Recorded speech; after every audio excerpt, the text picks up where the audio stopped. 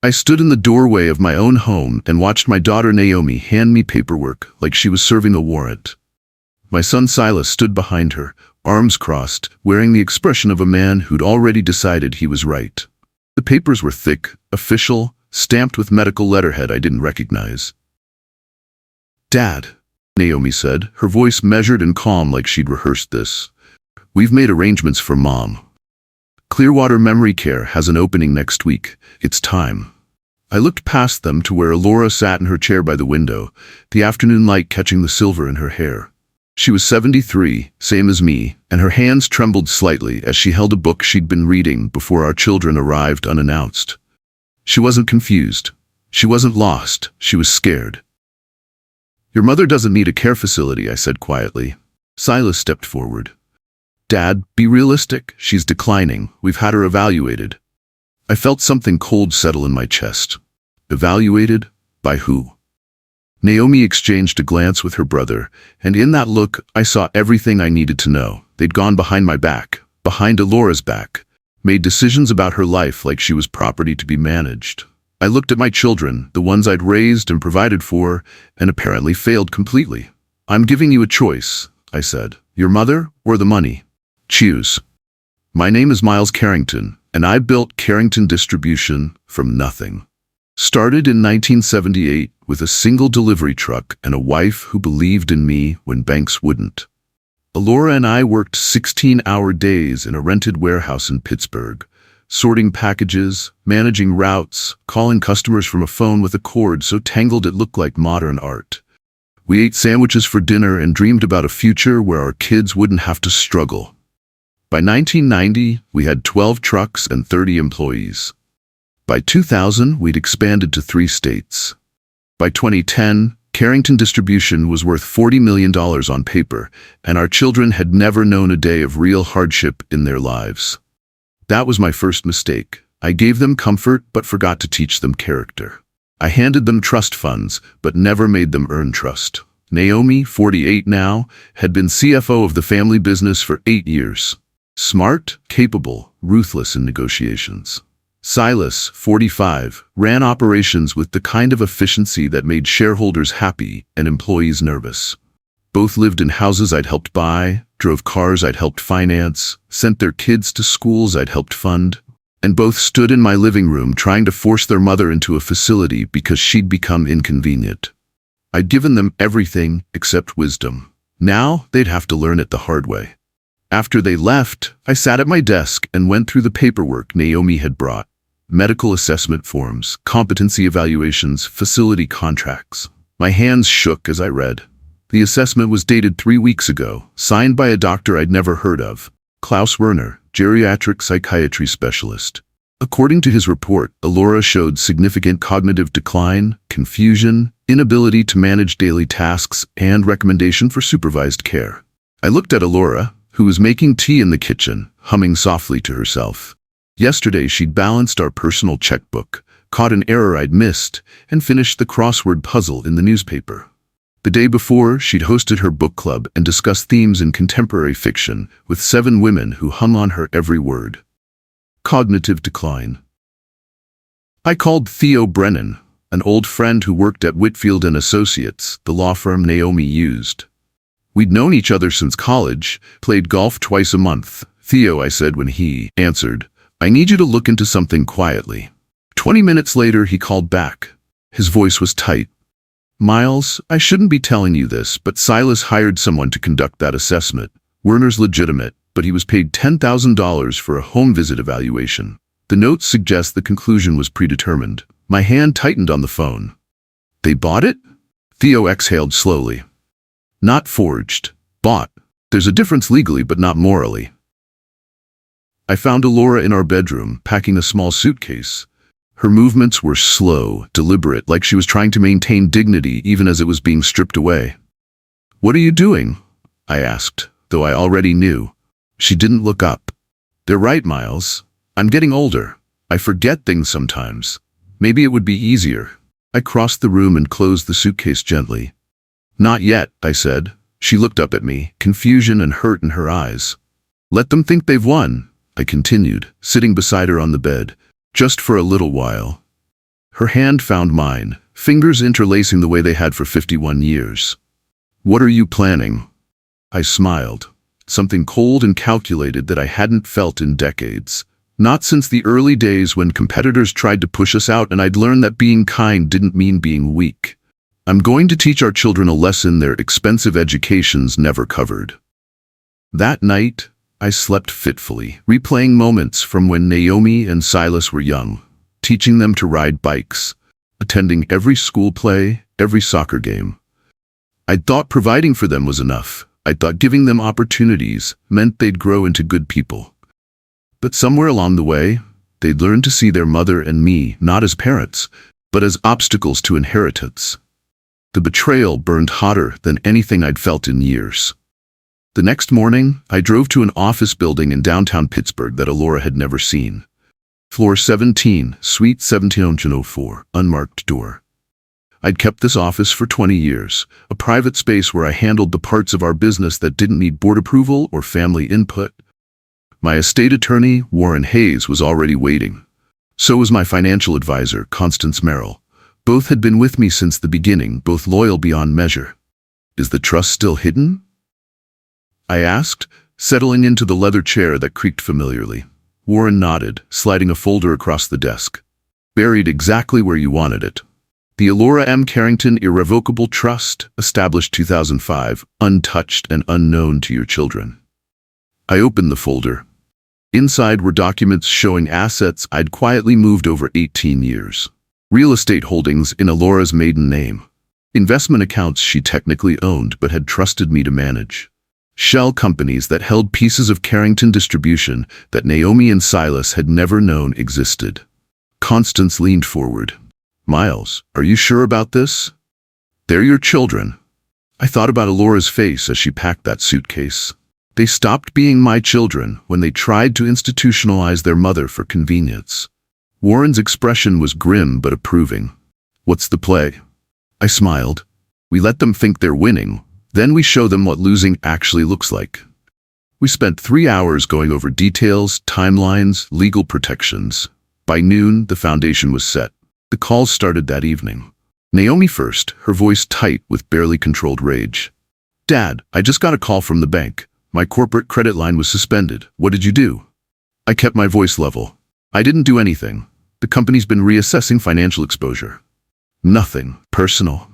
Silence on the line, then Silas's voice in the background. "She'd put me on speaker?" "This is ridiculous," my son said. "We run that company day to day. You can't just cut us off." "I can't," I asked mildly. "I founded it." Naomi's voice sharpened. "We're going to contest this. Whatever you're planning, we'll fight it." I reached over and pressed record on the small device Warren had provided. "Fight what exactly? I haven't done anything yet, but please tell me what you're worried I might do." Silas took the bait. "You're trying to punish us for looking out for Mom, for making hard decisions you're too emotional to make." I absorbed it, filed it away. "Maybe you're right," I said softly. "Maybe I am too old for this." Naomi jumped back in. "If you change anything in your will, we'll contest it. We'll tie this up in court for years. You won't have the energy for that fight, Dad. You're old." The word landed like a slap. "Maybe you're right," I said again. I hung up before they could respond. The recording device blinked red, capturing everything. Warren would love this. 2 days later, I got a call from Marian Ashford, one of Alora's oldest friends. They'd known each other since their 20s, long before money or success. Marian's voice was urgent. "Miles, I need to tell you something. I was at the Brightwell Foundation charity brunch yesterday. Naomi was there." I waited. She was talking to some of the other board members, laughing, said her mother was finally being handled appropriately and that she'd have more freedom to pursue opportunities now. Marian's voice cracked. "About Alora embarrassing the family." My hand tightened on the phone. "Thank you for telling me." Marian wasn't finished. "There's more. I did some digging. Naomi's been using Alora's name on documentation for her personal ventures, real estate deals, investment partnerships. She's been signing your wife's name for at least 2 years." The pieces clicked into place. The sudden business opportunities Naomi had been so excited about. The ventures that seemed to appear from nowhere. "Can you prove it?" I asked. "I made copies of what I could find," Marian said. "I'll email them to you." That afternoon, my inbox filled with scanned documents.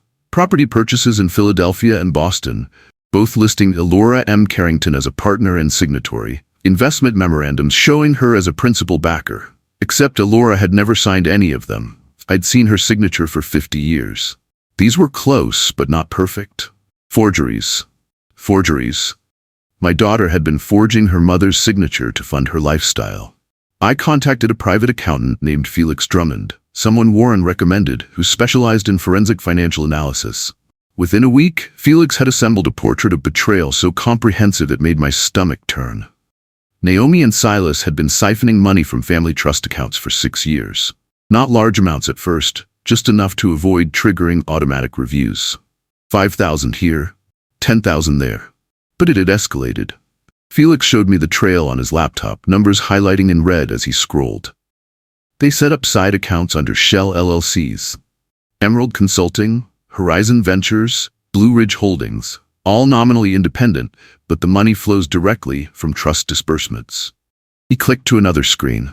Total estimated misappropriation over 6 years, $3.2 million. I stared at the number.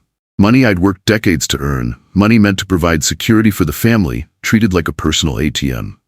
Can we recover it? I asked. Felix nodded. Most of it, but prosecution would be messy, family cases always are. I thought about that. Prosecution meant police, courts, publicity. It meant our name in newspapers, our business damaged. Not yet, I said. Document everything, but don't move. Felix understood immediately. You're building a case. I smiled grimly. I'm building a funeral pyre. They just don't know they're standing on it yet. I began selling off parts of Carrington Distribution quietly, piece by piece, through shell holding companies that Elora technically owned. A warehouse in Cleveland went first, sold to Meridian Logistics LLC, a company registered to E.M. Carrington. Then our trucking depot in Columbus, purchased by Clearwater Holdings, another Elora entity. The sales were legitimate, properly documented, conducted through third-party brokers, so the transactions looked like standard corporate restructuring. Naomi and Silas noticed nothing. They saw the quarterly reports showing asset sales, but I'd been warning the board for months about market consolidation and strategic repositioning. They assumed I was being cautious, preparing for a downturn. What they didn't realize was that every asset sold moved control further from their reach and closer to their mother's name. Elora, for her part, was beginning to understand. I'd explained the plan over several evenings, walking her through the paperwork, the strategy. You're giving me the company? She'd asked, confused. I'm giving you what's already yours, I'd replied. We built it together. Your name deserves to be on it. She'd cried then, quietly, not from sadness, but from relief.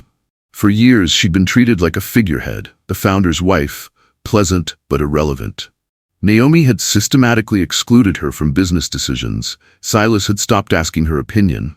Now she was becoming the primary owner of everything they thought they'd inherit. I invited Naomi and Silas to dinner 3 weeks later. They arrived with lawyers in tow, 2 men in expensive suits carrying briefcases like weapons. We sat in the formal dining room, Elora conspicuously absent at my request. Where's Mom? Naomi asked, her tone making it clear she didn't actually care. Resting, I said. She's been tired lately. Silas smirked. That's what we've been trying to tell you. I let that pass and began serving dinner myself, something I rarely did. The lawyers looked uncomfortable. Gentlemen, I said, setting down plates, I appreciate you coming, but this is a family matter. Would you mind waiting in the library? The lawyers looked at Naomi, who nodded curtly. They left. Now it was just the 3 of us. The company's not what it used to be, I said, cutting into my steak slowly. Times are tough, competition's fierce. Naomi and Silas exchanged glances. What are you saying? My daughter asked. I sighed heavily, playing the part. I'm saying we might need to make difficult decisions soon, consolidate, maybe even consider selling. Silas leaned back, barely concealing a smile. Dad, you're just stressed. The business is fine, we've got it under control. Naomi nodded. Maybe you should think about stepping back. Let us handle things. They thought I was falling apart. Thought age had made me weak. I could see it in their faces, the barely hidden excitement. Maybe you're right, I said quietly. The countersuit hit Naomi like a freight train she never saw coming. Elora, represented by Warren Hayes and a team of defamation specialists, filed against Naomi personally for fraudulent medical evaluation and defamation of character. The papers were served at Naomi's own fundraiser, the Brightwell Foundation Annual Gala, in front of 200 of Pittsburgh's wealthiest donors. I heard about it from Marion, who'd attended and watched with satisfaction. A process server walked right up to her during cocktail hour, Marion reported gleefully, handed her the papers in front of the mayor and 3 city councilors. Her face went white. The lawsuit was comprehensive. It detailed the fake medical assessment, named Klaus Werner specifically, and included sworn affidavits from Alora's actual physicians stating she showed no signs of cognitive impairment. It demanded damages for emotional distress, reputational harm, and punitive measures. But the real damage wasn't financial. It was social. Naomi had built her reputation on being sophisticated, controlled above reproach. Being publicly served at her own charity event shattered that image. Board positions quietly disappeared. Invitations stopped arriving. The same people who'd laughed at her jokes about managing her mother now looked at her with distaste. Warren called me that evening. "It's working. She's already called 3 times demanding we drop it." I smiled. "What did you tell her?" He chuckled. "I told her to talk to her mother. Alora's the plaintiff, after all." I began liquidating luxury assets next, but only specific ones. The vacation home in Aspen that Naomi used 6 times a year, sold to a private buyer. The yacht Silas kept docked in Miami, purchased by a holding company I controlled. The vintage car collection that had been promised to Silas since he was 20, auctioned off piece by piece. Each sale was legal, proper, and absolutely devastating to their expectations. The Aspen house went first. Naomi called me screaming. "That was supposed to be mine. You promised it to me." "I promised to let you use it," I corrected. "I never promised to give it to you." Silence. Then her voice dropped to something dangerous. "What are you doing, Dad?" I kept my tone mild. "Managing my assets, like you've been telling me to do." The yacht went next. Silas found out when he tried to take clients out for a weekend and the marina informed him the vessel had been sold. He showed up at my house unannounced, face red with rage. "You sold my boat?" he shouted. Alora was in the room, knitting quietly in her chair. I gestured for him to lower his voice. "It was my boat," I said. "Titled in my name. I sold my boat." He pointed at me, finger shaking. "This is because of that lawsuit, isn't it?" I smiled. "I'm protecting what's mine. And yes, that includes your mother." He stormed out. Our old family lawyer, Preston Whitmore, visited Silas at his office downtown. I knew because Preston called me afterward, chuckling. "I've never seen a man go pale so fast," Preston said.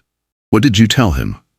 Preston had worked with us for 30 years, knew our family history intimately. He'd been disturbed by how Naomi and Silas had treated their mother, had quietly offered his support. "I told him his father doesn't talk much, but when he moves, it's usually final," Preston said. Then I mentioned that I'd been reviewing some old trust documents and found some interesting discrepancies in beneficiary designations. Silas had apparently sat frozen behind his desk. He asked what kind of discrepancies. I told him the kind that make lawyers very rich and children very poor. Preston paused. "He's scared now, Miles. Actually scared." Good, I thought, but didn't say. Fear was the beginning of understanding. "Did he ask about fixing things?" Preston's tone shifted. "He asked if there was any way to make this right. I told him that was between him and his parents, but that legal remedies had time limits." I thanked Preston and hung up. That night, Silas tried calling 4 times. I didn't answer. Let him sit with uncertainty. Let him feel what his mother had felt when she packed that suitcase, believing she had no choice, no power, no voice. Naomi's public meltdown happened at the Pittsburgh Women's Leadership Summit, an event Alora had helped found 15 years earlier. Alora was being honored for her philanthropic work, an award Naomi had apparently tried to block behind the scenes. The event coordinator had told me about it weeks earlier. I'd told her to proceed with the honor and let nature take its course. Alora gave a brief acceptance speech, gracious and humble, thanking the community for years of support. As she stepped down from the podium, Naomi intercepted her in front of 300 attendees. "How dare you?" Naomi hissed, loud enough for the front rows to hear. "You're making a mockery of this family." Alora stopped, looked at her daughter with eyes that had finally run out of patience. I'm accepting an award I earned. If that embarrasses you, perhaps examine why. Naomi's face flushed deep red. She raised her voice. You're sick. Everyone knows it. This is just Dad manipulating you to punish us. The room went silent. Cameras came out. Social media started recording. Alora stood perfectly still, then spoke quietly but clearly. I'm not sick. I was evaluated by 3 independent physicians last week. All confirmed perfect cognitive function. Your evaluation was fraudulent, and you know it. Naomi's mouth opened and closed. Someone in the crowd whispered, "Oh my God." The story was on local news by evening, trending on Twitter by midnight. Naomi's perfect image shattered completely. Our housekeeper Vera had been with us for 22 years, quiet, observant, fiercely loyal to Alora. She approached me one morning while I was reading in the study. "Mr. Carrington, I have something you need to hear." She pulled out her phone and played an audio file. Naomi's voice came through clearly, recorded months ago during a visit when Vera had been cleaning nearby. "Mother's becoming a liability," Naomi said to someone on the phone. "She's too visible, asks too many questions about the business.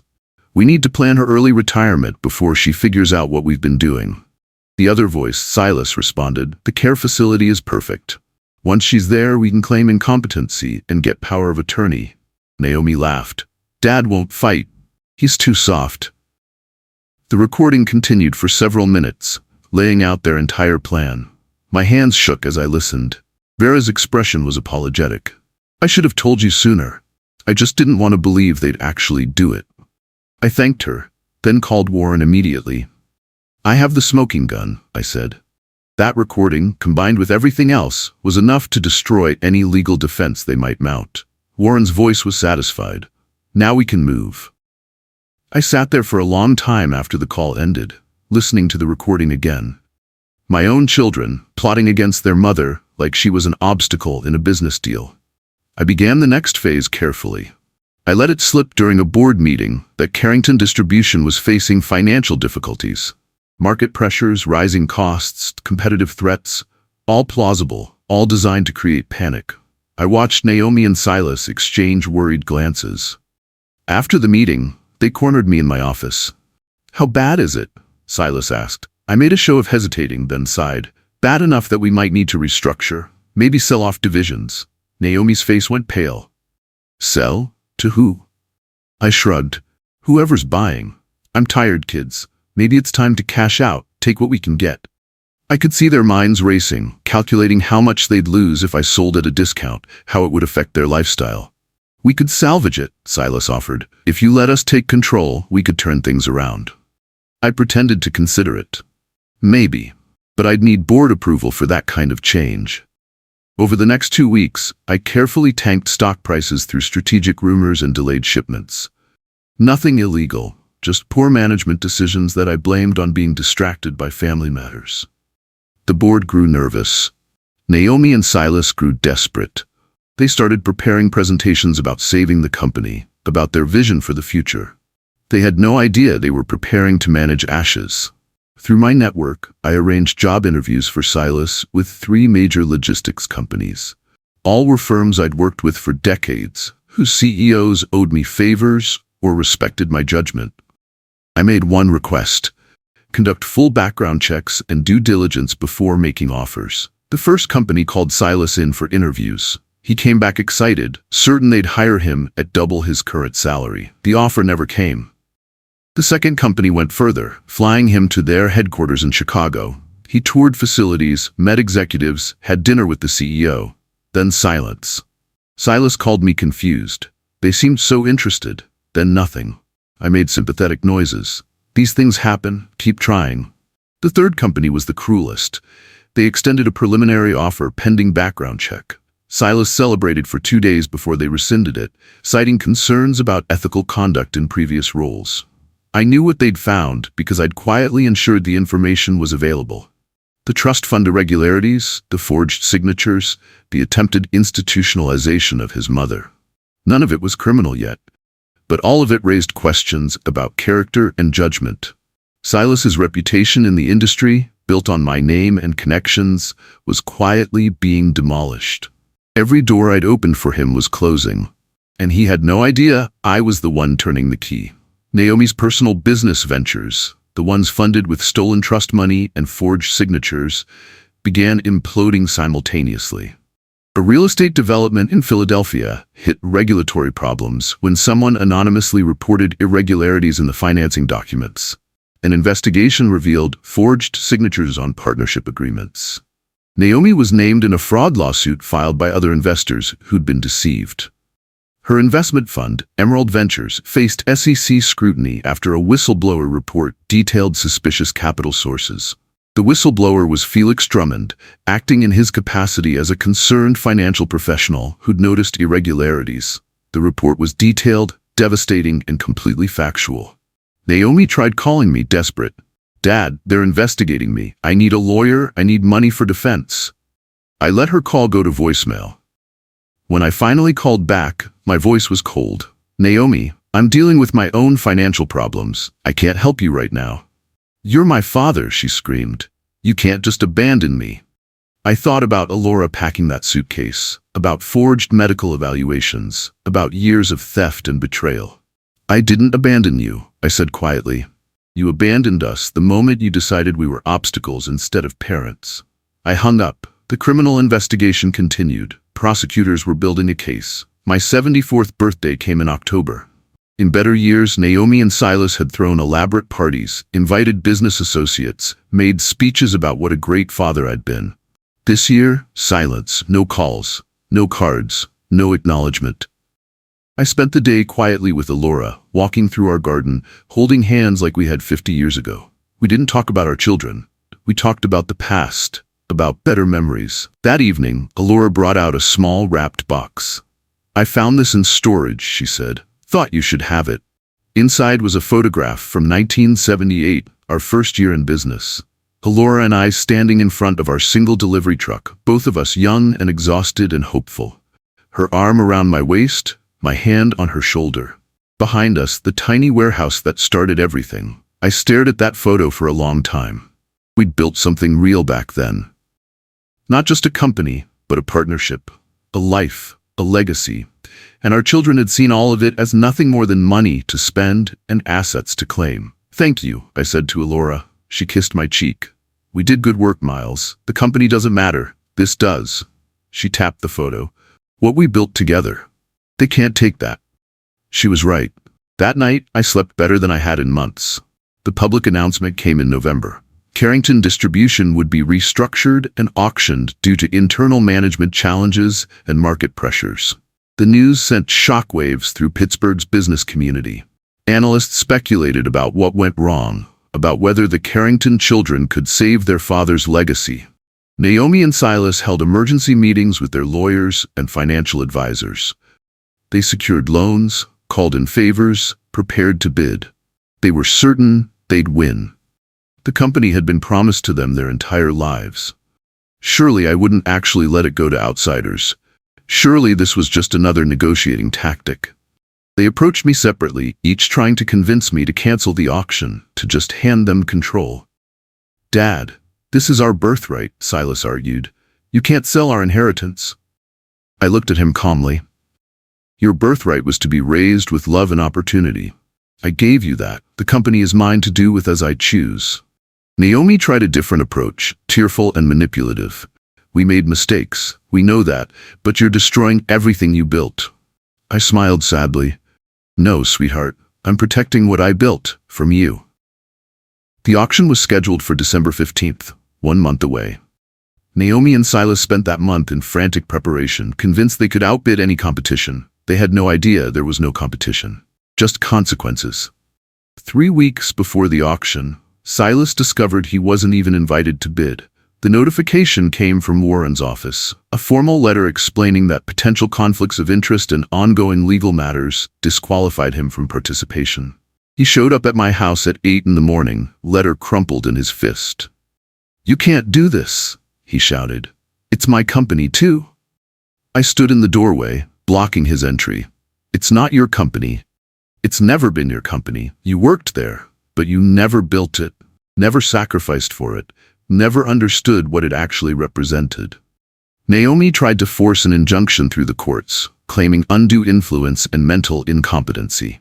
The judge reviewed the evidence. 3 recent medical evaluations showing both Alora and I were in perfect health, financially competent, legally sound.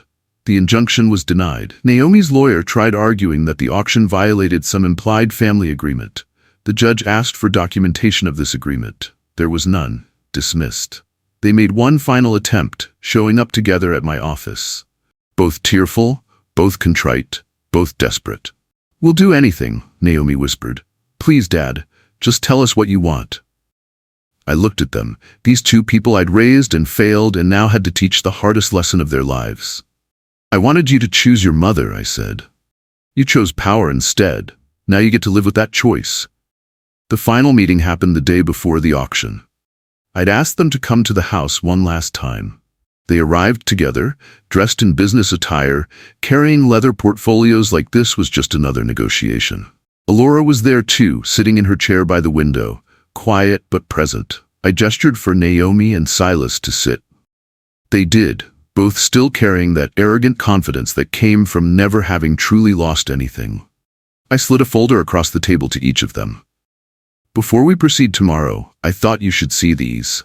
Naomi opened hers first. Her face went through several expressions: confusion, recognition, horror. Inside were printouts of the audio recordings, Vera's tape of them plotting, the phone calls discussing theft, the forged signatures on trust documents. Everything. Silas opened his folder more slowly. Inside were bank records showing 6 years of embezzlement, wire transfer receipts, shell company registrations, a complete accounting of their theft. "It was never yours," I said quietly. "Not the money you stole, not the company you thought you'd inherit, not the respect you demanded without earning. None of it was ever yours." Naomi's hands shook. "We can explain." I held up my hand. "I don't need explanations. I need you to understand that actions have consequences." They left in silence. The auction began at 10 a.m. in the grand ballroom of the Omni William Penn Hotel. Press attended, business reporters, industry analysts. Naomi and Silas sat in the back, barred from bidding but allowed to watch. The auctioneer outlined the assets, facilities, equipment, contracts, intellectual property, the Carrington name itself. Starting bid, $10 million. Several hands went up. The bidding climbed steadily. 15 million. 20, 25. Naomi gripped Silas's arm. They recognized none of the bidders. At 30 million, most hands dropped. At 35, only 2 bidders remained. At 40 million, the room held its breath. 42 million, called a woman in the front row. The auctioneer scanned the room. 42 million, going once, going twice. He brought down the gavel. Sold to Alora M. Carrington, executor of the family trust. The room erupted. Cameras flashed, reporters shouted questions. Naomi stared in absolute horror. Silas stood abruptly, knocking his chair backward, and walked out in silence. The crowd buzzed with shock and speculation. How had Alora Carrington, the quiet wife who never attended board meetings, just purchased the entire company? I watched from the side, Alora beside me. She squeezed my hand. We'd done it. The company we built together was officially hers now, protected from the children who would have destroyed it. The press conference happened that afternoon. Alora, wearing a simple navy dress and the pearl necklace I'd given her for our 50th anniversary, sat at a table facing 36 journalists. I stood to the side, watching with pride. "Mrs. Carrington," a reporter asked, "many assumed you were being moved to a care facility due to health issues. How did you manage this acquisition?" Alora smiled calmly. "I was never senile. I was just underestimated. My husband and I built this company together 50 years ago, though only his name was on the masthead. We've spent the past year quietly transferring ownership to where it always belonged, with both of us." Another reporter: "What are your plans for Carrington distribution?" Alora's expression became serious. "The company will be restructured with a new focus on ethical business practices and community investment. 70% of profits will be directed to charitable causes, specifically supporting women entrepreneurs and elder care advocacy." She paused. "My children will not be involved in management or receive any inheritance from these assets." The room erupted with questions. Alora stood, signaling the end. "I've spent my life being spoken for. Today, I speak for myself. And I say, Respect is earned, not inherited. She walked out to thunderous applause. That evening, the story was everywhere. Naomi showed up at our door 3 days later. I watched through the window as she stood on the porch, clearly trying to compose herself.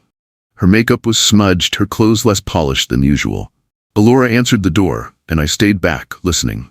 "Mom," Naomi's voice was thick with tears. "Please, I'm sorry. I'm so sorry. Can we talk?" Alora stood in the doorway, not inviting her inside. "What would you like to say?" Naomi broke down. "I was wrong. About everything. The facility, the money, all of it. I just want to fix this. Please let me fix this." Alora looked at her daughter for a long moment. I saw the mother in her wanting to forgive. But then I saw something stronger. Self-respect. "You had your chance to choose," Alora said quietly. "When your father asked you to pick between your mother and money, you chose money. You didn't hesitate." Naomi reached for her. "I wasn't thinking." "You were thinking," Alora interrupted.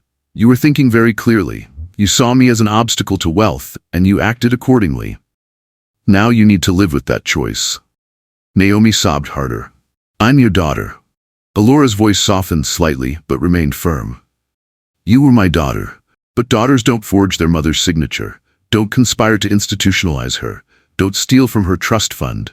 She started closing the door. "You chose. Now live with it." The door closed. I came out and found Alora standing with her back to the door, tears streaming. "Did I do the right thing?" she whispered. I pulled her close. "You did the only thing."